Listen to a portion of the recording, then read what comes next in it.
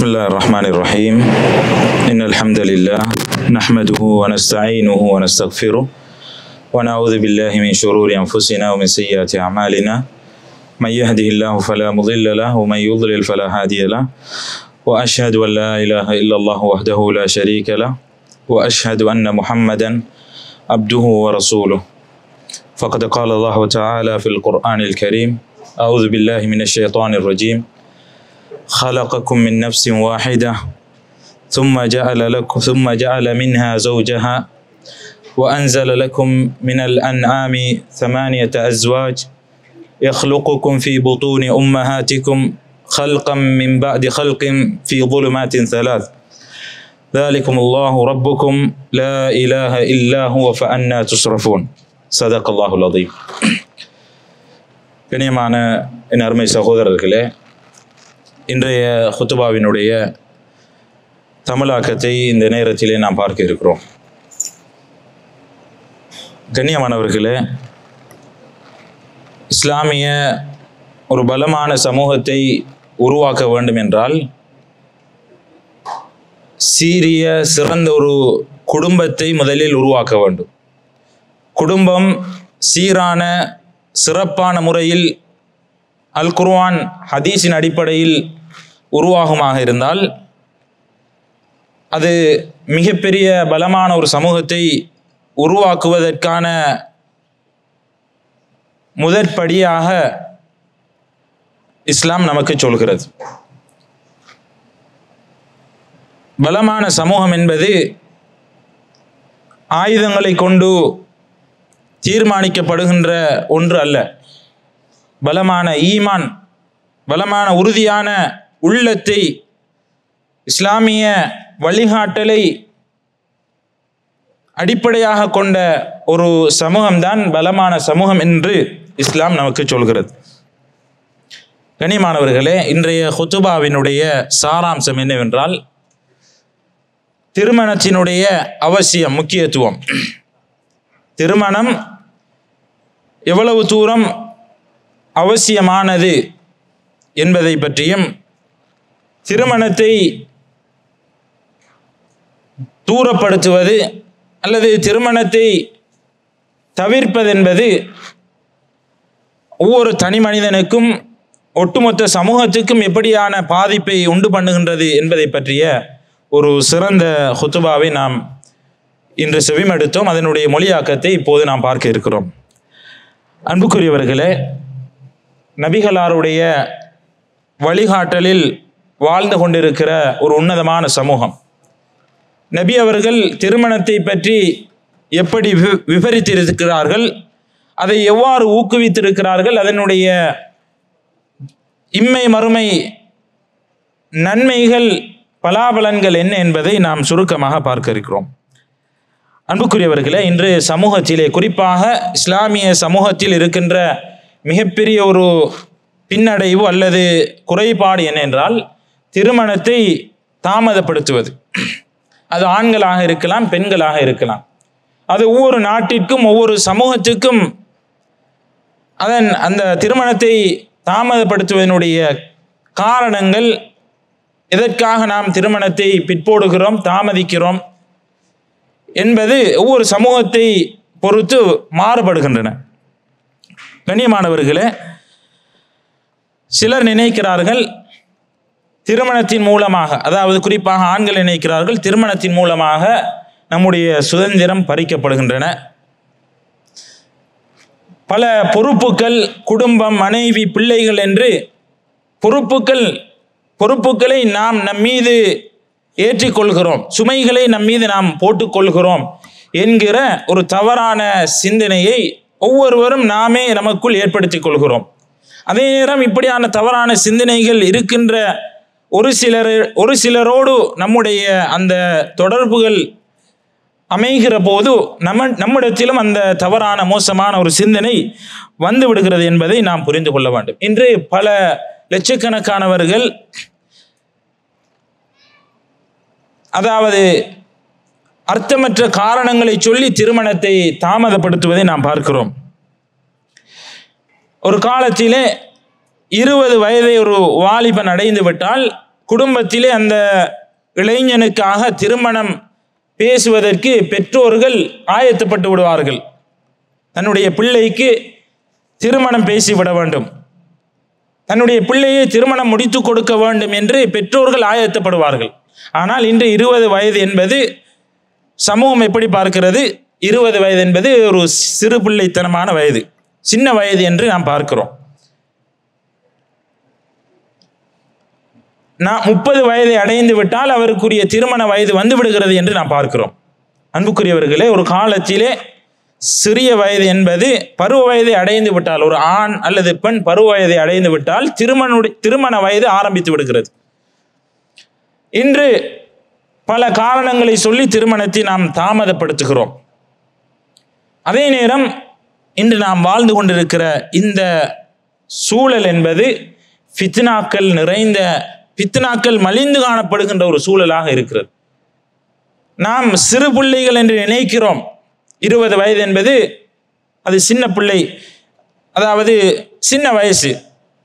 இன்னும் அந்த பெரிய திருமணம் முடிக்கின்ற வயது இன்னும் வரவில்லை என்று நினைக்கிறோம். ஆனால் பாடசாலைகளில் நடக்கின்ற சில நிகழ்வுகளை பார்க்கிற போது நாம் யாரை சின்ன பிள்ளை என்று சொல்கிறோமோ அவர்கள் திருமணம் முடித்தவர்களை விட விளப்பமுள்ளவர்களாக, விஷயமுள்ளவர்களாக இருப்பதை நாம் பார்க்கிறோம்.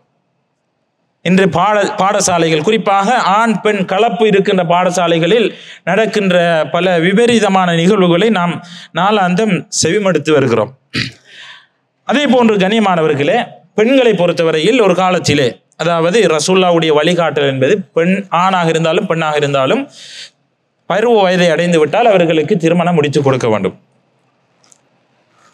பெண்கள் மாதவிலக்கை எட்டிவிட்டார்கள் என்று சொன்னால், மாதவிலக்கு அடைகின்ற, அதாவது பருவவயதை, பெண்கள் பருவ வயதை அடைவதற்கான ஒரு அடையாளமாக பெண்களுக்கு அந்த மாதவிலக்கு உதிரப்போக்கு வந்துவிடும். அப்படி என்றால் அந்த பெண் திருமண வயதை அடைந்து விட்டாள் என்பது அதனுடைய அர்த்தமாக இருக்கிறது. ஆனால் இன்று என்ன சொல்கிறார்கள்? பிள்ளை படிக்கிறது, திருமணம் முடிப்பதற்கு இன்னும் வயது இருக்கிறது, திருமணம் முடிப்பதற்குரிய வயது இப்போ கிடையாது என்று பெற்றோர்கள், பிள்ளைகள் ஒரு புறம் இருக்க பெற்றோர்கள் திருமணத்தை பிற்போடுவதை பார்க்கிறோம். அன்புக்குரியவர்களே, திருமணம் என்பது நபி அவர்கள் நமக்கு காட்டிய ஒரு இபாதத் என்பதை நாம் முதலில் புரிந்து கொள்ள வேண்டும். சிலர் நினைப்பார்கள் நம்முடைய இச்சைகளை தீர்த்து கொள்கின்ற ஒரு சடங்கு சம்பிரதாயமாக இந்த திருமணம் இருக்கிறது என்று நம்ம பலர் நினைத்து வைத்திருக்கிறோம். அப்படி கிடையாது. திருமணம் என்பது ஒரு மிகப்பெரிய ஒரு வணக்கம். அந்த திருமணத்தை தொட்டு இன்னும் மிக பல சிறப்புகள், இன்னும் பல வணக்கங்கள் அதை தொட்டும் இருக்கிறது என்பதை நானும் நீங்களும் புரிந்து கொள்ள வேண்டும். அன்புக்குரியவர்களே, திருமணத்தின் மூலமாக ஒரு மனிதனுக்கு அல்லாஹு தஆலா கூலி கொடுக்கிறான் என்றால் எந்த விதத்தில் ஒரு மனிதனுக்கு அல்லாஹ் கூலி கொடுக்கிறான் என்பதை நாம் புரிந்து கொள்ள வேண்டும்.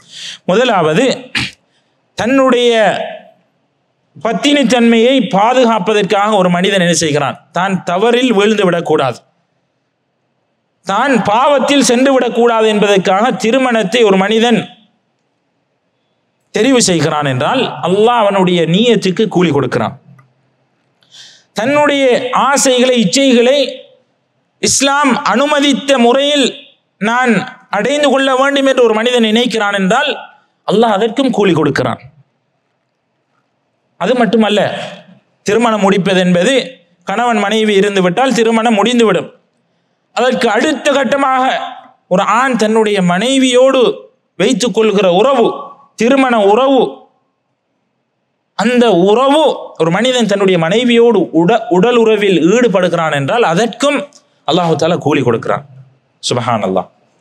நாம் நம்முடைய ஆசையை தீர்த்து கொள்கிறோம், ஆனால் அல்லாஹ்விடத்தில் அதற்கு கூலி இருக்கிறது என்றால், கண்ணியமானவர்களே, இஸ்லாம் எப்படியான ஒரு கண்ணியமான ஒரு மார்க்கம், மனிதனை எவ்வளவு தூரம் கௌரவப்படுத்தி இருக்கிறது என்பதை நானும் நீங்களும் புரிந்து கொள்ள வேண்டும். நபி அவர்கள் சொல்கிறார்கள், ஒஃபி புத்இ அஹதிக்கும் சதகா, உங்களுடைய ஒவ்வொருவருடைய மர்ம உறுப்பிலும் தர்மம் இருக்கிறது, அதை நீங்கள் பயன்படுத்துகிற விதத்தை வைத்து அல்லாஹ் தர்மமாக அதை கணிப்பிடுகிறான் என்று நபி அவர்கள் சொல்கிறார்கள். சஹாபாக்கள் ஆச்சரியமாக கேட்கிறார்கள், அல்லாஹ்வுடைய தூதரே,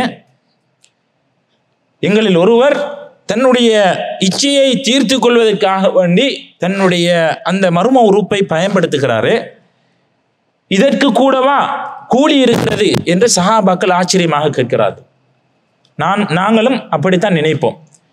நம்முடைய சொந்த அந்த உணர்வை நாம் தீர்த்து கொள்வதற்கு மனைவியோடு நாம் உடல் உறவில் ஈடுபடுகிறோமே, இதற்கும் கூலி இருக்கிறதா என்று கேட்கிற போது ஸல்லல்லாஹு அலைஹி வஸல்லம் அவர்கள் என்ன சொல்கிறார்கள்? அரஐதும் லவ் வதஅஹா ஃபி ஹராம் அகான அலைஹி விஸ்ர். நாம் ஹலாலாக நம்முடைய இச்சையை தீர்த்து கொள்வதற்கு நம்முடைய மனைவியை நாடுகிறோமே, ஹராமான முறையிலே தன்னுடைய அந்த இச்சையை எப்படியாவது தீர்த்து கொள்ள வேண்டும் என்ற நோக்கத்திலே ஹராமான வழியில் ஒரு மனிதன் அந்த உடல் மர்ம உறுப்பை பயன்படுத்துகிறான் என்றால் அது தவறு கிடையாதா? அல்லாஹு தஆலா அதை விபச்சாரமாக பார்க்க மாட்டானா? அதற்கு மிக கடுமையான தண்டனையை கொடுக்க மாட்டானா என்று சஹாபாக்களிடத்தில் கேட்கிற போது சஹாபாக்கள் அதை உணர்ந்து கொள்கிறார்கள். ஃபகதாலிக இதா வதஅஹா ஃபில் ஹலாலி கான லஹு அஜ்ர். ஹலாலான முறையிலே இஸ்லாமிய வரையறைக்கு உட்பட்டு தன்னுடைய அந்த ஆசையை ஒரு மனிதன் தீர்த்து கொள்கிறான் என்றால் நிச்சயமாக அதற்கும் கூலி இருக்கிறது என்று ஸல்லல்லாஹு அலைஹி வஸல்லம் அவர்கள் சொல்கிறார்கள். அன்புக்குரியவர்களே, இப்னு மஸ்ஊத் ரலியல்லாஹு அன்ஹு அவர்கள் சஹாபாக்களுடைய வரலாறுகளை ஏன் படிக்க வேண்டும்? சஹாபாக்கள், ரசூலுல்லாஹ்வுடைய அந்த பாசறையில் வளர்ந்த சஹாபாக்கள், நபி அவர்களை நேரடியாக பார்த்து அவர்களுடைய அந்த பயிற்றுவிப்பிலே வளர்ந்தவர்கள், அவர்களுடைய வாழ்க்கை வரலாறு எப்படி இருந்தது என்பது நமக்கு மிகப்பெரிய ஒரு முன்மாதிரியாக அமைய வேண்டும். இப்னு மஸ்ஊத் ரலியல்லாஹு அன்ஹு அவர்கள் சொல்கிறார்கள், லவ் லம் யப்க மின் அஜலி இல்லா அஷரத்து ஐயாம். என்னுடைய வாழ்நாளில் இன்னும் 10 நாட்கள் மாத்திரம்தான் எஞ்சி இருக்கின்றன. அல்லாஹு தஆலா தீர்மானித்த அந்த ஆயுளில் 10 நாள் மாத்திரமே எஞ்சி இருக்கின்றன என்று நான் அறிந்து கொண்டால், கடைசியில் எனக்கு மரணம் நிச்சயமாக இருக்கிறது என்பதை நான் புரிந்து கொண்டால், திருமணம் முடிப்பதற்கான வசதி வாய்ப்புகள் என்னிடத்தில் இருக்கிற போது நான் ஃபித்னாவில் வீழ்ந்து விடுவதை பயந்து திருமணம் முடிப்பேன் என்று இப்னு மஸ்ஊத் ரலியல்லாஹு அன்ஹு அவர்கள் சொல்கிறார்கள். இன்னும் ஒரு அறிவிப்பிலே, ஒரே ஒரு இரவு மாத்திரம்தான் இருக்கிறது என்னுடைய மரணத்திற்கு. அப்படி இருந்தால் கூட நான் தவறான உள்ளத்தில் தவறான சிந்தனைகளை ஏற்படுத்துவதை விட்டும், தவறான வழியில் சென்று விடுவதை விட்டும் என்னை பாதுகாப்பதற்கு அந்த ஒரு இரவில் ஒரு பெண்ணை திருமணம் முடிக்க எனக்கு முடியும் என்றால் அதை நான் செய்வேன் என்று இப்னு மஸ்ஊத் ரலியல்லாஹு அன்ஹு அவர்கள் சொல்கிறார்கள். என்றால் அன்புக்குரியவர்களே, சஹாபாக்கள் பாவத்தில் இருந்து எவ்வளவு பேணுதலாக, ஓரமாக, தூரமாக இருந்திருக்கிறார்கள் என்பதை நான் நீங்களும் புரிந்து கொள்ள வேண்டும். முஆத் ரலியல்லாஹு அன்ஹு அவர்கள் தன்னுடைய மரணப்படுக்கையில் இருக்கிறார்கள். அந்த நேரத்திலே சொல்கிறார்கள், ஸவ்விஜூனி, எனக்கு திருமணம் முடித்து கொடுங்கள். இன்னி அக்ரஹு அன் அல்கல்லாஹ அஸப், நான் அல்லாஹுவை சந்திக்கிற போது திருமணம் முடிக்காத ஒரு தனி மனிதனாக அல்லாஹுவை சந்திப்பதை நான் வெறுக்கிறேன் என்று சொல்கிறார்கள். அன்புக்குரியவர்களே, திருமணத்தை நாம் தூரப்படுத்துவதற்கு சொல்கின்ற காரணங்கள் அல்லாஹ்விடத்தில் ஏற்றுக்கொள்ளப்படுமா, இஸ்லாம் அதை அனுமதிக்குமா என்பதை திருமணத்தை பிற்போடுகிற ஒவ்வொருவரும் சிந்திக்க வேண்டும். அது பெற்றோராக இருக்கலாம், திருமணத்தை முடிப்பதற்கு தகுதியான ஒவ்வொரு ஆணாக இருந்தாலும் பெண்ணாக இருந்தாலும் அல்லாஹ்விடத்தில் நாம் கேள்வி கணக்கிற்கு உட்படுத்தப்படுவோம் என்பதை நானும் நீங்களும் புரிந்து கொள்ள வேண்டும். அன்புக்குரியவர்களே, அதே நேரம் திருமணத்தை முடிப்பதன் மூலமாக ஒரு பெண்ணுடைய ஆசையை தீர்ப்பதற்கு நாம் காரணமாக இருக்கிறோம் என்றால் அதற்கும் அல்லாஹு தஆலா கூலி கொடுக்கிறான். அது மாத்திரமல்ல, திருமணம் முடிப்பதோடு நம்முடைய ஆசைகளை தீர்த்து கொள்வதோடு திருமண அந்த உறவு முடிவது கிடையாது. திருமணம் முடித்தால் மனைவிக்கு இருப்பதற்கு இடம் கொடுக்க வேண்டும், உடுப்பதற்கு ஆடை கொடுக்க வேண்டும், உண்பதற்கு உணவு கொடுக்க வேண்டும். பிள்ளை பிறந்து விட்டால் பிள்ளைகளை பராமரிக்கின்ற பொறுப்பு நம்மிடத்தில் இருக்கிறது. அதை முன்னெடுத்து செல்கின்ற பொறுப்பு ஆண்கள் மீது இருக்கிறது. அப்படி இருக்கிற போது அல்லாஹ்வுடைய தூதர் ஸல்லல்லாஹு அலைஹி வஸல்லம் அவர்கள் சொல்கிறார்கள், தீனாருன் அன்ஃபக்தஹு ஃபீ ஸபீலில்லாஹ், ஒரு மனிதன் என்னென்ன வழிகளில் தர்மம் செய்கிறான் என்பதை அல்லாஹ்வுடைய தூதர் உதாரணத்துக்கு சொல்கிறார்கள். அல்லாஹ்வுடைய பாதையில் நீ செலவு செய்கிற ஒரு தீனார்,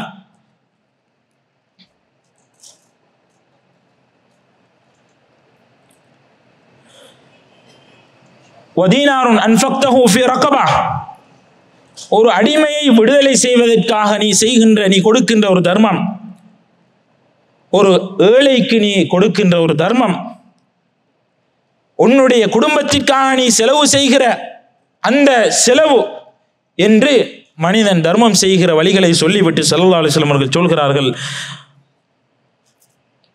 அல்லாமு சதகதி, அதாவது அல்லாமுகா மேலே சொன்ன அனைத்து தர்மங்களிலும் மிக அதிகமான கூலியை பெற்றுத் தருகிற தர்மம் அல்லதி அன்ஃபக்தஹு அலா அஹ்லிக், உன்னுடைய குடும்பத்துக்காக நீ செலவு செய்த அந்த செலவு இருக்கிறதே, அல்லாஹ் அதை தர்மமாக பார்க்கிறான்.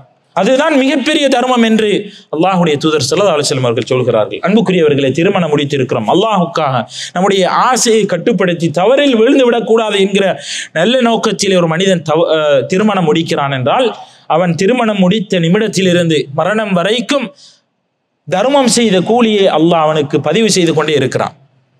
நம்முடைய எண்ணத்தை நாம் தூய்மையாக்கி கொள்ள வேண்டும். எல்லாரும் திருமணம் முடிக்கிறார்களே, நானும் திருமணம் முடிக்க வேண்டும் என்று ஒரு மனிதன் நினைத்தால் அது தர்மமாக கருதப்படாது. நம்முடைய நோக்கம் எப்படி இருக்க வேண்டும்? அல்லாஹுக்காக என்னுடைய இச்சையை நான் கட்டுப்படுத்திக் கொள்ள வேண்டும், ஹலாலான முறையிலே நான் என்னுடைய இச்சையை நான் பயன்படுத்த வேண்டும், என்னுடைய மனைவிக்கு நான் கொடுக்கின்ற அவர்களுடைய செலவுகளை நான் பொறுப்பெடுக்கிற போது அது தர்மமாக அல்லாஹ் பார்க்கிறான் என்கிற அந்த எண்ணத்தோடு நாம் நம்முடைய குடும்பத்திற்கு செலவு செய்வோமாக இருந்தால் நாம் தர்மம் செய்தவர்களாக, நம்முடைய மனைவிக்காக பிள்ளைகளுக்காக நாம் செலவிடுகின்ற ஒவ்வொரு ரூபாயும் ஒவ்வொரு ரியால்களும் அல்லாஹ்விடத்தில் தர்மமாக பதிவு செய்யப்படுகின்றது என்பதை நானும் நீங்களும் புரிந்து கொள்ள வேண்டும். அன்புக்குரியவர்களே, அது மாத்திரமல்ல, திருமணம் என்பது ஸல்லல்லாஹு அலைஹி வஸல்லம் அவர்களுடைய அந்த உம்மத்தை பெருகச் செய்கின்ற ஒரு இபாதத் என்பதையும் நாம் மனதில் வைத்துக் கொள்ள வேண்டும். அல்லாஹ்வுடைய தூதர் ஸல்லல்லாஹு அலைஹி வஸல்லம் அவர்கள் சொல்கிறார்கள், தஸவ்வஜு அல் வதூத் அல் வலூத், திருமணம் முடிக்கின்ற போது நாம் திருமணம் முடிக்கின்ற பெண் எப்படி இருக்க வேண்டும் என்பதை ஸல்லல்லாஹு அலைஹி வஸல்லம் அவர்கள் சொல்கிறார்கள். குடும்பங்களோடு இரக்கமாக அன்பாக இருக்கின்ற பெண், அதிகமான பிள்ளைகளை பெற்றுத் தருகின்ற பெண்ணை பார்த்து திருமணம் முடித்துக் கொள்ளுங்கள். நாம் திருமணம் முடிக்க போகிறோம் என்றால் அந்த குடும்பத்தை பார்க்க வேண்டும். அந்த குடும்பத்தில் உள்ள பெண்களுக்கெல்லாம் அதிகமான குழந்தைகள் இருக்கின்றனவா? அப்படியான குடும்பத்திலே திருமணம் முடித்தால் நமக்கும் அதிகமான குழந்தைகள் பிறக்கும். இந்த பெண்ணுடைய குடும்பம் உறவினர்களோடு இரக்கமாக அன்பாக இருக்கிறார்களா? அந்த குடும்பம் தான் எனக்கு தேவை என்று நாம் தீர்மானிக்க வேண்டும். அதை விட்டு இந்த குடும்பத்திலே அழகிய பெண் இருக்கிறாள், அந்த குடும்பத்திலே பொருளாதாரம் இருக்கிறது, நமக்கு தொழில் இல்லை என்றாலும் இந்த குடும்பத்தில் திருமணம் முடித்தால் அவர்களே நமக்கு ஒரு தொழிலை தேடி தருவார்கள். இப்படியான எண்ணத்தோடு நாம் திருமணம் முடித்தால் அல்லாஹ்வுடைய பார்வையில் அது இபாதத்தாக கருதப்படுமா? துன்யாவுக்காக நாம் திருமணம் முடித்து இருக்கிறோம். ஸல்லல்லாஹு அலைஹி வஸல்லம் அவர்கள் ஹிஜ்ரத்தை என்ன சொன்னார்கள்? ஃபமன் கானத் ஹிஜ்ரத்துஹு இலல்லாஹி வ ரசூலிஹி ஃபஹிஜ்ரத்துஹு இலல்லாஹி வ ரசூலிஹி, அல்லாஹ்வுக்காக ஹிஜ்ரத் செய்தால். சஹாபாக்கள் மக்காவிலிருந்து மதீனாவுக்கு ஹிஜ்ரத் செல்கிறார்கள். அந்த நேரத்திலே சொல்கிறார்கள், நீங்கள் எல்லாம் ஹிஜ்ரத் செல்கிறீர்கள், எவ்வளவு உன்னதமான ஒரு வணக்கம். அல்லாஹுக்காக ஹிஜ்ரத் செய்தால் அது அல்லாஹுக்காக செய்யப்பட்ட ஹிஜ்ரத்தாக அல்லாஹ் பார்க்கிறான். அதே நேரம் ஃபமன் கானத் ஹிஜ்ரத்துஹு லிதுன்யா யுஸீபுஹா அவ் இம்ராஅத்தின் யன்கிஹுஹா, யார் துன்யாவில் ஏதாவது ஒன்றை அடைந்து கொள்ள வேண்டும். மக்காவில் இருக்கிறோம், கஷ்டமாக இருக்கிறது, பொருளாதாரத்தை தேடுவது கஷ்டமாக இருக்கிறது, மதீனாவுக்கு சென்றால் சிறந்த ஒரு பொருளாதாரத்தை ஆரம்பிக்கலாம், அழகிய பெண்ணை திருமணம் முடிக்கலாம் என்ற நோக்கம் உங்களுக்கு இருந்தால் அது உண்மையான ஹிஜ்ரத் கிடையாது, துன்யாவுக்காக செய்த ஹிஜ்ரத் என்று அல்லாஹ் பார்க்கிறான் என்று சொல்கிறார். அதே போன்றுதான் திருமணம் என்பதை நானும் நீங்களும் புரிந்து கொள்ள வேண்டும். அன்புக்குரியவர்களே, அது மட்டுமல்ல, திருமணம் முடிக்கிறோம், ஆசைகளை தீர்த்து கொள்கிறோம், குடும்பத்துக்காக செலவு செய்கிறோம், அதோடு முடிவது கிடையாது. குழந்தைகள் பிறக்கின்றன, அந்த குழந்தைகளை நல்ல முறையிலே அழகிய தர்பியத்தை, இஸ்லாமிய தர்பியத்தை கொடுக்கிற போது அந்த குழந்தைகள் வளர்ந்து தன்னுடைய பெற்றோருக்காக துவா செய்கின்றன. பெற்றோர் கஷ்டப்படுவதை குழந்தைகள் ஒருபோதும் விரும்ப மாட்டார்கள். அந்த குழந்தைகளுக்கு இஸ்லாமிய தர்பியாவை நாம் கொடுத்தால் நம்மை பெற்றோரை ஒருபோதும் விட்டு கொடுக்க மாட்டார்கள். அது மனைவியாக இருக்கலாம், தன்னுடைய பிள்ளைகளாக இருக்கலாம், தன்னுடைய பெற்றோர் தான் எனக்கு முக்கியம் என்பதில் அவர்கள் உறுதியாக இருப்பார்கள். யார்? நாம் நம்முடைய பிள்ளைகளுக்கு அழகிய தர்பியத்தை கொடுக்க வேண்டும். ஸல்லல்லாஹு அலைஹி வஸல்லம் அவர்கள் சொல்கிறார்கள், இதா மாத இப்னு ஆதம் இன்கத அமலுஹு இல்லா மின் ஸலாஸ், ஒரு மனிதன் மரணித்து விட்டால் இந்த துன்யாவோடு இருக்கின்ற அனைத்து உறவுகளும் அனைத்து தொடர்புகளும் துண்டிக்கப்படுகின்றன, ஆனால் 3 அம்சங்களை தவிர. ஸல்லல்லாஹு அலைஹி வஸல்லம் அவர்கள் சொல்கிறார்கள், சதகத்துன் ஜாரியா, நிலையான தர்மம். நம்முடைய மரணத்திற்கு பிறகும் நன்மைகளை தேடி தருகின்ற ஒரு தர்மத்தை நாம் செய்திருக்கிறோம் என்றால், அந்த தர்மம் நாம் கபராளிகளாக இருந்தாலும் அதன் மூலமாக நமக்கு நன்மைகள் பதிவு செய்யப்பட்டு கொண்டே இருக்கின்றன. தண்ணீர் வசதி இல்லாத ஒரு கிராமத்திற்கு தண்ணீர் வசதியை ஏற்படுத்தி கொடுக்கிறோம் என்றால், அந்த மக்கள் அதன் மூலம் தண்ணீர் அருந்துகிறார்கள், குடிக்கிறார்கள், காலாகாலமாக தண்ணீர் குடித்துக் கொண்டே இருக்கிறார்கள் என்றால், நாம் கபரிலே பல வருடங்களாக இருக்கிறோம், அதற்குரிய நன்மைகள் நமக்காக பதிவு செய்யப்பட்டு கொண்டே இருக்கின்றன. தர்மம் செய்கிற போது இப்படியான தர்மங்களை தேடி தர்மம் செய்யணும், நிலையான தர்மம். இல்முன் யுன்தஃபஉ பிஹி, இரண்டாவது அம்சம் பயன் தரக்கூடிய கல்வி. நாம் இன்று எத்தனையோ கல்விகளை தேடுகிறோம். ஸல்லல்லாஹு அலைஹி வஸல்லம் அவர்கள் இங்கே சொல்லக்கூடிய கல்வி மார்க்க கல்வி. மார்க்கத்தை படித்து அதை இன்னொருவருக்கு நாம் எட்டி வைக்கிற போது நம் மூலமாக மார்க்கத்தை தெரிந்த ஒரு மனிதர் தன்னுடைய குடும்பத்தை இஸ்லாமிய வட்டத்திற்குள் கொண்டு வருகிறார், தன்னுடைய பிள்ளைகளை இஸ்லாமிய வரையறைக்குள் கொண்டு வருகிறார். அவருடைய பிள்ளைகள் என்ற அந்த தொடர் நீண்டு கொண்டே செல்கிறது என்றால், மரணத்திற்கு பிறகும் அதற்குரிய கூலியை நாம் பெற்றுக்கொண்டே இருக்கிறோம். இரண்டாவது அம்சம். மூன்றாவது, வலதுன் சாலிஹுன் எது உலகம். நம்முடைய பிள்ளைகளை அழகிய முறையிலே பயிற்றுவித்து சாலிகான குழந்தைகளாக நாம் இந்த துனியாவை விட்டு பிரிகிற போது விட்டு செல்கிறோம் என்றால், மரணத்திற்கு பிறகு நமக்காக துவா செய்கிறார்கள். ஒவ்வொரு சுஜூதிலும் நமக்காக துவா செய்கிறார்கள், ஒவ்வொரு சந்தர்ப்பத்திலும் நமக்காக துவா செய்கிறார்கள், நமக்காக பல தர்மங்களை செய்கிறார்கள். அப்படியான குழந்தைகளை உருவாக்க வேண்டும்.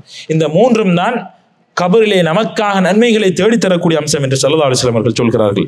அன்புக்குரியவர்களே, அம்ர் இப்னு தீனார் ரஹிமஹுல்லாஹ் சொல்கிறார்கள், இப்னு உமர் ரலியல்லாஹு அன்ஹு அவர்கள் ரசூலுல்லாஹ்வுடைய மரணத்திற்கு பிறகு தான் திருமணம் முடிப்பதாக தீர்மானிக்கிறார்கள். அப்போது ஹப்ஸா ரலியல்லாஹு அன்ஹா அவர்கள் சொல்கிறார்கள், என்னுடைய சகோதரனே, தஸவ்வஜ், திருமணம் முடித்துக் கொள்ளுங்கள். உங்களுக்கு குழந்தை கிடைத்தால், அந்த குழந்தை பிறந்து மரணித்து விட்டால் உங்களுக்காக நாளை மறுமையில் அதை ஷஃபாத் செய்யும், பரிந்துரை செய்யும். அந்த குழந்தை பிறந்து நல்ல முறையிலே வளர்ந்து ஒரு சிறந்த மனிதனாக வாழுகிறது என்றால் உங்களுக்காக அந்த குழந்தை துஆ செய்யும், பிரார்த்தனை செய்யும் என்று சொல்கிறார்கள். அன்புக்குரியவர்களே, திருமணத்தின் மூலமாக பல பொறுப்புகள், பல செலவுகள் நமக்கு ஏற்படுகின்றன என்று நாம் ஒருபோதும் நினைக்க கூடாது. நிச்சயமாக யாரெல்லாம் அல்லாஹுக்காக திருமணம் முடிக்கிறார்களோ, தன்னுடைய பிள்ளைகளை பார்த்துக் கொள்வதற்கு, அவர்களுக்கு செலவு செய்வதற்கான வசதி வாய்ப்புகள் இல்லை என்று நாம் அங்கலாய்க்க வேண்டிய அவசியம் கிடையாது. அல்லாஹு தஆலா நம்முடைய அந்த வாழ்வை நமக்கு ரிஸ்க் அளிப்பதை அல்லாஹ் தன்னுடைய கையிலே எடுத்துக்கொள்கிறான். அல்லாஹு தஆலா திருக்குர்ஆனிலே சொல்கிறான், வஅன்கிஹுல் அயாம மின்கும், திருமணம் முடிக்காத ஆண்கள் பெண்களுக்கு நீங்கள் திருமணம் முடித்துக் கொடுங்கள். வஸ்ஸாலிஹீன மின் இபாதிக்கும் வ இமாயிக்கும், உங்களுடைய அடியார்கள், உங்களுடைய அடிமைகளில் சாலிகானவர்கள், இவர்களுக்கு திருமணம் முடித்துக் கொடுங்கள். இயகூனு ஃபுகரா யுக்னிஹிமுல்லாஹ், அவர்கள் வறுமையில் இருந்தால், வசதியற்றவர்களாக இருந்தால் அல்லாஹ் அவர்களுக்கு செல்வத்தை கொடுக்கிறான், வசதி வாய்ப்புகளை அல்லாஹ் கொடுக்கிறான். மின் ஃபضலிஹி, தன்னுடைய அந்த சிறப்பிலிருந்து, தன்னுடைய அந்த நியமத்துக்கள் இருந்து அல்லாஹு தஆலா அந்த மனிதனுக்கு செல்வத்தை கொடுக்கிறான். எனவே நமக்கு வசதி இல்லாமல் இருக்கிறது, திருமணம் முடித்தால் எப்படி மனைவியை நாம் அவளுடைய செலவுகளை நாம் எடுத்துக்கொள்வது என்று நாம் கவலைப்பட வேண்டிய அவசியம் கிடையாது. திருமணம் முடித்தால் நமக்குரிய வழிகளை அல்லாஹு தஆலா ஒரு வழி அல்ல பல வழிகளை அல்லாஹ் நமக்காக திறந்து கொடுக்கிறான் என்பதை நானும் நீங்களும் புரிந்து கொள்ள வேண்டும். அன்புக்குரியவர்களே, அல்லாஹு தஆலா, அல்லாஹ்வுடைய தூதர் ஸல்லல்லாஹு அலைஹி வஸல்லம் அவர்கள் சொல்கிறார்கள், 3 சாரார் இருக்கிறார்கள், அவர்களுக்கு உதவி செய்வது அல்லாஹ்வுடைய பொறுப்பாக இருக்கிறது என்று ஸல்லல்லாஹு அலைஹி வஸல்லம் அவர்கள் சொல்லிவிட்டு, அல் முஜாஹிது ஃபீ சபீலில்லாஹ், அல்லாஹ்வுடைய பாதையில் ஜிஹாது செய்பவர்களுக்கு உதவி செய்வது அல்லாஹ்வுடைய கடமை. வல் முகாத்தப் அல்லதி யுரீதுல் அதா, உரிமை சீட்டு எழுதப்பட்ட ஒரு அடிமை தன்னை விடுதலை செய்வதற்காக தன்னுடைய எஜமான் இவ்வளவு நீ கொடுத்து விட்டால் உன்னை நான் விடுதலை செய்து விடுவேன் என்று சொல்லிவிடுகிறான். தன்னை விடுதலை செய்து கொள்ள வேண்டும் என்பதற்காக பாடுபடுகின்ற அந்த அடிமை, அவனுக்கு உதவி செய்வதும் அல்லாஹுடைய கடமையாக இருக்கிறது. வன்னாகிஹுல்லதி யுரீதுல் அஃபாஃப், தன்னுடைய ஆசையை கட்டுப்படுத்தி ஃபித்னாவை பயந்து திருமணம் முடிக்கின்ற ஒரு மனிதனுக்கு உதவி செய்வது அல்லாஹ்வுடைய கடமையாக இருக்கிறது. எனவே அன்புக்குரியவர்களே, திருமணம் முடிப்பதற்கு நாம் ஒருபோதும் பின்வாங்க கூடாது. நமக்கு வசதி இல்லை என்று நாம் கவலைப்பட வேண்டிய அவசியம் கிடையாது. நமக்கு உதவி செய்வதற்கு அல்லாஹ் தயாராக இருக்கிறான் என்கிற எண்ணத்தோடு திருமணத்திலே நாம் இறங்கிக் கொள்ள வேண்டும். அன்புக்குரியவர்களே, ஒரு மனிதன் அல்லாஹுக்கு அதிகம் வணக்கம் செய்ய வேண்டும் என நினைக்கிறான், அதிகமான இபாதத்துகளை செய்ய வேண்டும் என்று ஆசைப்படுகிறான், இரவு பகலாக நோன்பு வைக்க வேண்டும், இரவு வணக்கங்களில் ஈடுபட வேண்டும் என்று நினைக்கிறான். அப்படி நினைக்கிற மனிதனுக்கு கூட திருமணம் முடிக்காமல் இருப்பதற்கு எந்த ஒரு சலுகையும் அனுமதியும் கிடையாது. அப்படி இருக்கிற போது உலக நோக்கத்துக்காக, படிப்புக்காக வேண்டி அல்லது பொறுப்புகளை பயந்து திருமணத்தை நாம் தூரமாக்குகிறோம் என்றால் நிச்சயமாக நாளை மறுமையில் அல்லாஹ்வுடைய கேள்வி கணக்கிலிருந்து நானும் நீங்களும் தப்ப முடியாது என்பதை நாம் அனைவரும் புரிந்து கொள்ள வேண்டும். ஸஅத் இப்னு அபீ வக்காஸ் ரலியல்லாஹு அன்ஹு அவர்கள் சொல்கிறார்கள், அல்லாஹ்வுடைய தூதர் ஸல்லல்லாஹு அலைஹி வஸல்லம் அவர்கள் உஸ்மான் இப்னு மல்ஊன் என்று சொல்லக்கூடிய நபித்தோழர் திருமணம் முடிக்காமல் இருப்பதை, அதற்கான அனுமதியை கேட்கிற போது இல்லை, அனுமதி மறுக்கிறார்கள். இல்லை, நீங்கள் திருமணம் முடிக்க வேண்டும் என்று சொல்கிறார்கள். எனவே கண்ணியமானவர்களே, சில நபித்தோழர்கள் அல்லாஹ்வுடைய தூதர் ஸல்லல்லாஹு அலைஹி வஸல்லம் அவர்களுடைய வீட்டுக்கு வந்து நபி அவர்களுடைய இபாதத்துகளை பற்றி விசாரிக்கிறார்கள். எதற்காக? தாங்களும் அது போன்று வணக்க வழிபாடுகளில் ஈடுபட வேண்டும் என்கிற நோக்கத்திலே அல்லாஹ்வுடைய தூதருடைய வணக்கங்களை பற்றி விசாரிக்கிறார்கள். விசாரித்து விட்டு ஒருவர் சொல்கிறார், நான் இதற்கு பிறகு திருமணம் முடிக்க மாட்டேன், என்னுடைய வாழ்நாளை அல்லாஹுக்காக இபாதத்துக்காக அர்ப்பணிக்க போகிறேன் என்று சொல்கிற போது ஸல்லல்லாஹு அலைஹி வஸல்லம் அவர்கள் சொல்கிறார்கள், நான் திருமணம் முடித்திருக்கிறேன், நான் திருமணம் முடித்திருக்கிறேன், அதுதான் என்னுடைய வழிமுறை. ஃபமன் ரகிப அன் சுன்னதி ஃபலைஸ மின்னி. திருமணம் முடிப்பது என்பது நான் காட்டிய ஒரு வழிமுறை. திருமணம் முடிக்காமல் யார் என்னுடைய வழிமுறையை புறக்கணிக்கிறார்களோ அவர்கள் என்னுடைய சமூகம் கிடையாது என்று ஸல்லல்லாஹு அலைஹி வஸல்லம் அவர்கள் மிக கடுமையாக எச்சரிக்கிறார்கள். அதே நேரம் திருமணம் முடிப்பதற்கான வசதி வாய்ப்புகள் இருக்கக்கூடியவர்கள் திருமணம் முடிக்க வேண்டும் என்று நபி அவர்கள் கட்டளை எடுக்கிறார்கள். திருமணம் முடிக்காமல் இருக்கின்றவர்களை பார்த்து மிக கடுமையாக எச்சரிக்கிறார்கள், நீங்கள் திருமணம் முடித்துக் கொள்ளுங்கள் என்று சொல்கிறார்கள். தஸவ்வஜுல் வதூதல் வலூத் ஃபஇன்னி முகாஸிருன் பிக்குமுல் அம்பியா அல் உமம் என்று பல அறிவிப்புகளிலே வருகின்றது. நாளை மறுமையில் உங்களை வைத்துத்தான் என்னுடைய சமூகத்தை பாருங்கள் எவ்வளவு அதிகமாக இருக்கிறார்கள், என்னுடைய சமூகம்தான் இதற்கு முன்னால் சென்ற சமூகங்களை விட மிகப்பெரிய ஒரு சமூகமாக இருக்கிறது என்று நம்மை வைத்து நபி அவர்கள் நாளை மறுமையில் பெருமைப்பட போகிறார்கள். எனவே நீங்கள் அதிகமான குழந்தைகளை பெற்றுத் தருகின்ற பெண்களை திருமணம் முடித்துக் கொள்ளுங்கள் என்று நபி அவர்கள் நமக்கு வழிகாட்டுகிறார்கள். எனவே கண்ணியமானவர்களே, இந்த திருமணத்தின் மூலமாக அல்லாஹு தஆலா துன்யாவில் பல சிறப்புகளை நமக்கு வைத்திருக்கிறான், பல நன்மைகளை வைத்திருக்கிறான். அதே நேரம் மறுமையிலும் நமக்கு பல நன்மைகளை வைத்திருக்கிறான். திருமணத்தின் மூலமாக ஒரு மனிதன் மன அமைதி, நிம்மதி அடைகிறான். தான் திருமணம் முடித்து விட்டால் தனக்கு பல பிள்ளைகள் கிடைக்கிறார்கள்.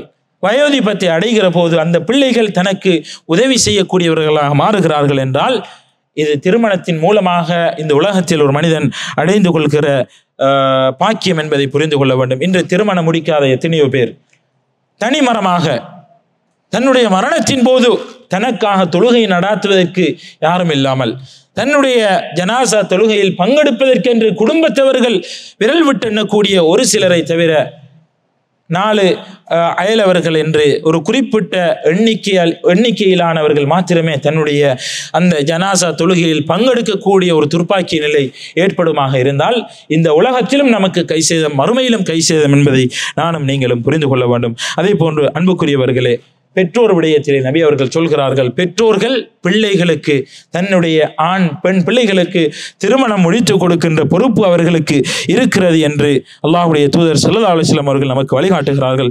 ஸயீத் இப்னுல் ஆஸ் ரலியல்லாஹு அன்ஹு அவர்கள் சொல்கிறார்கள், இதா அல்லம்து வலதில் குர்ஆன், என்னுடைய பிள்ளைக்கு நான் குர்ஆனை கற்றுக் கொடுத்து விட்டால், வஹஜ்ஜதுஹு, அவனுக்கு ஹஜ் செய்கின்ற பாக்கியத்தை நான் ஏற்படுத்தி கொடுத்து விட்டால், வஸவ்வஜ்துஹு, அவனுக்கு திருமணம் முடித்து கொடுத்து விட்டால், ஃபக்கத் கலைது ஹக்கஹு, அவனுக்குரிய ஹக்கை நான் முடித்து விட்டேன், என்னுடைய பிள்ளைக்கு செய்ய வேண்டிய உரிமையை நான் செய்து விட்டேன். வபகிய ஹக்கி அலைஹி, எனக்கு செய்ய வேண்டிய ஹக் அந்த குழந்தை மீது இருக்கிறது. நான் வயோதிபத்தை அடைந்து விட்டால் வயோதிபர்களாக இருக்கின்ற பெற்றோர்களை பராமரிக்கிற பொறுப்பு பிள்ளைகளுக்கு இருக்கிறது என்று ஸயீத் இப்னுல் ஆஸ் ரலியல்லாஹு அன்ஹு அவர்கள் சொல்கிறார்கள். அதே போன்று உமர் இப்னுல் ஹத்தாப் ரலியல்லாஹு அன்ஹு அவர்கள் சொல்கிறார்கள், ஸவ்விஜு அவுலாதக்கும் இதா பலகு உங்களுடைய பிள்ளைகள் பருவ வயதை அடைந்து விட்டால் அவர்களுக்கு திருமணம் முடித்துக் கொடுங்கள். லா தஹ்மிலு ஆசாமஹும், அவ்வாறு திருமணம் முடித்து கொடுக்காமல், திருமண வயதை அடைந்த ஆண் பெண் பிள்ளைகளுக்கு திருமணம் முடித்து கொடுக்காமல் நீங்களாக அவர்களை பிற்போடுவீர்களாக இருந்தால், அவர்களுடைய திருமணத்தை நீங்கள் பிற்படுத்துவீர்களாக இருந்தால் அவர்கள் செய்கின்ற தவறுகளுக்கு நீங்கள் பொறுப்பு என்று உமர் இப்னுல் கத்தாப் ரலியல்லாஹு அன்ஹு அவர்கள் சொல்கிறார்கள். அன்புக்குரியவர்களே, கத்தாதா ரஹ்மத்துல்லாஹி சொல்கிறார்கள், இதா பலகல் குலாமு ஃபலம் யுஸவ்விஜ்ஹு அபூஹு ஃபஅஸாப ஃபாஹிஷா அஸிமல் அப். தன்னுடைய பிள்ளை பருவ வயதை அடைந்தும் அந்த பிள்ளைக்கு திருமணம் முடித்து கொடுக்காமல் ஒரு பெற்றோர், ஒரு தந்தை தாமதப்படுத்துகிறார் என்றால் அந்த குழந்தை விபச்சாரத்தில் விழுந்து படுகிற போது அந்த விபச்சாரத்திற்கு, அந்த குழந்தையினுடைய பாவத்திற்கு பொறுப்பாக தன்னுடைய தந்தை இருக்கிறார் என்று பல அறிஞர்கள் சொல்வதை கதாதா ரஹிமஹுல்லாஹ் அவர்கள் சொல்கிறார்கள். எனவே கண்ணியமானவர்களே, நாம் நம்முடைய பிள்ளைகளுடைய பாவங்கள், பிள்ளைகளுக்கு திருமணம் முடித்து கொடுப்பதை தாமதப்படுத்துகிற போது அவர்கள் செய்கின்ற பாவங்களை சுமக்க வேண்டிய ஒரு துர்ப்பாக்கிய நிலை பெற்றோர்களுக்கு ஏற்படும் என்பதை நானும் நீங்களும் புரிந்து கொள்ள வேண்டும். யாரெல்லாம் திருமணத்தை சுமையாக பார்க்கிறார்களோ நாம் நம்முடைய அந்த தவறான சிந்தனையை நாம் சீராக்கி கொள்ள வேண்டும். திருமணம் முடிப்பதற்கு நம்முடைய எண்ணத்தை, நியத்துக்களை நாம் தூய்மையாக்குகிற போது நம்முடைய பாவத்தை நாம் தவறான வழியில் சென்று விடக்கூடாது, நம்முடைய இச்சைகளை ஹலாலான முறையிலே நாம் தீர்த்து கொள்ள வேண்டும் என்கிற அந்த தூய்மையான எண்ணத்தோடு ஒரு மனிதன் திருமணம் முடிப்பதற்கு தயாராகிறான் என்றால் அந்த மனிதனுக்கு, அந்த மனிதனுடைய செலவுகளை, அந்த மனிதனுக்கு தேவையான தேவைகளை கொடுப்பதற்கு அல்லாஹு தாலா தயாராக இருக்கிறான். அவனுடைய ஒவ்வொரு நியத்திற்கும் அல்லாஹு தாலா வாழ்நாள் முழுக்க தர்மம் செய்த நன்மையை பதிவு செய்து கொண்டே இருக்கிறான் என்பதை நானும் நீங்களும் புரிந்து கொள்வோம். திருமணம் என்பது மிகப்பெரிய ஒரு இபாதத் என்பதை புரிந்து கொள்வோம். குடும்பத்திலே நம்முடைய உறவுகளில் யாரெல்லாம் திருமணம் முடிக்காமல் இருக்கிறார்களோ அவர்களை திருமணம் முடிப்பதற்கு தூண்டக்கூடிய மக்களாக நானும் நீங்களும் மாற வேண்டும். திருமணம் முடிப்பது என்பது சாதாரணமான விடயம் கிடையாது, ஒரு இபாதத். ஒரு இபாதத். திருமணம் முடித்து விட்டால் அதன் மூலமாக நமக்கு அல்லாஹு தஆலா சந்ததியை கொடுக்கிறான் என்றால் அந்த குழந்தைகள் அவர்களுடைய பாட்டிலே வளரட்டும் என்று நாம் ஏனோ தானோ என்று விட்டுவிடக்கூடாது. தங்களுடைய பிள்ளைகள் சிறந்த இஸ்லாமிய வரையறைக்குள் வளருகிறார்கள் என்பதை பராமரிக்கின்ற, அதை அவதானிக்கின்ற, கண்காணிக்கின்ற பொறுப்பு ஒவ்வொரு பெற்றோருக்கும் இருக்கிறது என்பதை புரிந்து செயல்படுவோம். வல்லவன் ரஹ்மான் இந்த உலகத்திலே அல்லாஹுடைய மார்க்கத்தை சரியாக புரிந்து நல்ல முறையிலே அல்லாஹுக்காக தங்களுடைய வாழ்நாளை அமைத்துக் கொள்கின்ற உன்னதமான சமூகமாக நானும் நீங்களும் மாறுவதற்கு வல்லவன் ரஹ்மான் எனக்கும் உங்களுக்கும் துணை புரிவானாக. வ ஆகிரு தஅவானா அனில் ஹம்துலில்லாஹி ரப்பில் ஆலமீன்.